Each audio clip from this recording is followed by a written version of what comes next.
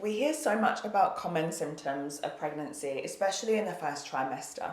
But what happens if the symptoms that you are experiencing are not so spoken about? If you're someone who's worried about whether what you're experiencing is normal or not, then this is going to be for you. Now, I'm willing to bet that you've heard about morning sickness, fatigue, tender breasts. So had I. So imagine my surprise when the things that started happening to me were not quite that. I am 34 weeks pregnant. I'm in the last trimester of pregnancy with my first child. For background, I've been tracking my menstrual cycle both from a fertility point of view and a menstrual cycle awareness point of view for quite some time.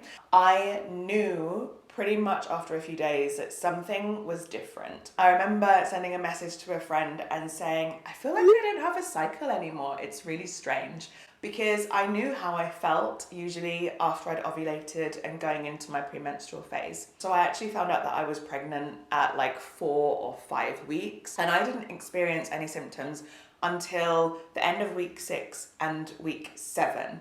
So first of all, tender breasts. I actually have to laugh at this because in my mind, tender breasts, it's kind of like, ooh, they're tender. No. Instead, I had nipples that burned like hellfire. Really like someone had poured acid on my nipples. This would usually happen after a shower. Even if I would like not touch my breasts at all, I would just not touch them. And it was honestly really excruciating. When I mentioned it to my gynecologist, she just kind of said, well, you know, I've not heard of it, but it doesn't mean that it's abnormal. The burning eased up towards the end of the 3rd trimester, and then I didn't have it at all anymore until week 31 of pregnancy. And even then it was not so bad, like it was a little bit less intense than those first 3 months. A big tip, if you are experiencing burning nipples, wearing a bra actually really helped me to feel more secure, more held. Having a little bit of like soft pressure was really, really helpful. And putting a cold compress on. Morning poops. I know that we don't like to talk about pooping, which I find crazy because we have no problem speaking about how much our baby's gonna poop when it gets here and the cost of diapers. And it's almost as if when we grow up we don't poop anymore. But anyway, I digress. Everyone has heard about morning sickness, which is a bit of a misnomer because morning sickness can happen at any time in the day. You know, the nausea and the vomiting that goes with it. I did have bouts that kind of like came and went, and I would say week 7 was probably the worst time for nausea, but even that wasn't quite what I'd expected. It was more of a kind of feeling of being hungover and just like, ugh. I had morning diarrhea. I would either wake up with like cramps and griping in my belly, or I would open my eyes, wake up and be like, I need to go to the toilet now. Only happened in the morning and I felt completely fine. Now, I don't know if it was my brain that was making this happen, and I say this because I have emetophobia. I've had emetophobia since I was 3 or 4 years old, so my whole life. And I don't know if it was like brain over body that was making it come out the other end. Who knows? But it was my version of morning sickness. It happened probably every morning for around about a month, and then it started to tail off. Again, now in this last part of pregnancy, it's not quite as intense as it was in the first trimester, but now I'm kind of getting back to that place where some mornings I wake up and it's like, ugh. Your morning sickness might be not being able to tolerate the smell of something in the morning or a certain food that makes you feel kind of like, ugh. We need to stop talking about it as morning sickness. It's pregnancy belly, maybe. I mentioned it to my gynecologist. She didn't seem overly worried. It's completely fine unless you're really dehydrated or you're having like big bouts of diarrhea. 0 lust for life. I'd never heard about this before. I'd heard about fatigue and just being so tired that you don't want to do anything and you just want to sleep. But I'd never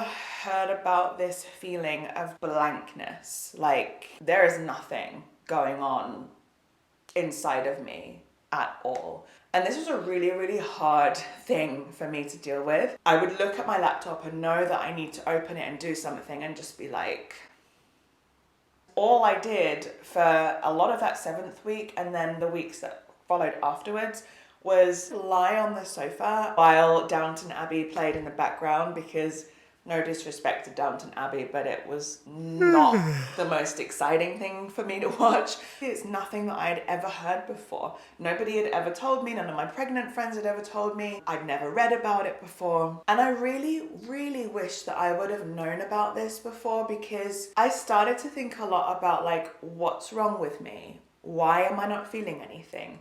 I should be feeling really excited. Honestly, my tip is just do the things that have to be done and trust that you will want to get back to other things later. Personally, I have come to the conclusion that what is happening in that time where there's just like no impulse to do anything at all is kind of like being in training, because I guess when the baby is here, I don't know yet, but I guess when he does arrive, there's just going to be less energy to go around for a while. I'm going to have to be a little bit more selective about what I do, who I spend time with, and everything else. And so I'm now, with hindsight, able to look back at it and think, I think that's what that was. It's a kind of initiation, let's say, into having to think about and manage energy in a very different way. Not having a cycle anymore was such a weird symptom, and I'm laughing because it sounds so obvious, especially because I'm a menstrual cycle awareness coach. I'd known and was totally fine with, I'm not going to have a period anymore, I'm not going to ovulate anymore.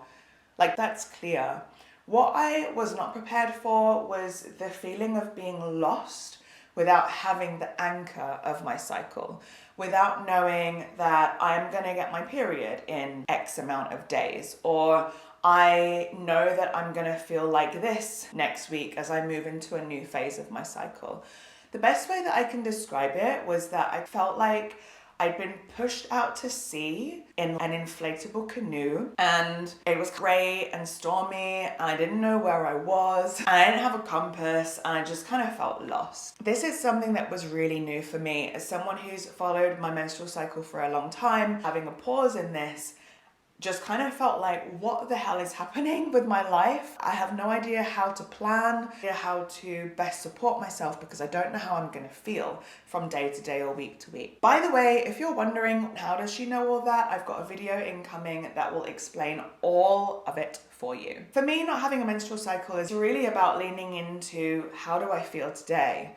How do I feel right now? What are my energy levels right now? What can I best do to support myself? And trying to adapt the practice of menstrual cycle awareness to just body awareness and how I'm feeling right now in this moment. There's one thing that pregnancy has taught me so far. It's that resistance is futile. And so really starting to go with how you feel and how you can best support yourself at any given time is the way forwards. And finally, the weirdest symptom that I had was that I actually felt really good. Yes, I had nausea here and there. Yes, I had morning diarrhea. Yes, my boobs were literally on fire for a lot of the time. But I actually felt good. I felt fit and healthy. And this was something that really shook me, and I really had to work hard on being okay with, because we are told that the first trimester of pregnancy is going to feel really rough, and you're going to feel all these like negative symptoms, and mine wasn't like that, and I actually felt pretty good. I had to really train myself by repeating a mantra at every given opportunity, which was, I am healthy, my baby is healthy, I'm having a healthy pregnancy, and I am allowed to feel good. Pregnancy is a really normal part of life for those of us who find ourselves in it. And while there are some people who have a really rough time with it, there are also many people who don't. And if you're feeling good in your pregnancy, then enjoy that. It's allowed. So those are the symptoms that I had. And like I said, looking back, I really wish that I'd have known about them in advance, or I'd been able to find something like this while I was going through them, because it was a source of a lot of mental worries of, is everything okay? Why is my experience different? And what does it mean that my experience is different? So I really hope that if you're experiencing these kinds of symptoms, or even other symptoms that I haven't mentioned and that are not the more common ones that we hear about, that you can, of course, go and get checked out by a doctor if you're worried, but really just lean into trusting that your body knows what to do and that you will be okay. I would love to hear your experience of the first trimester, the symptoms that you had, so do leave them in the comments below, and I'll see you here next time.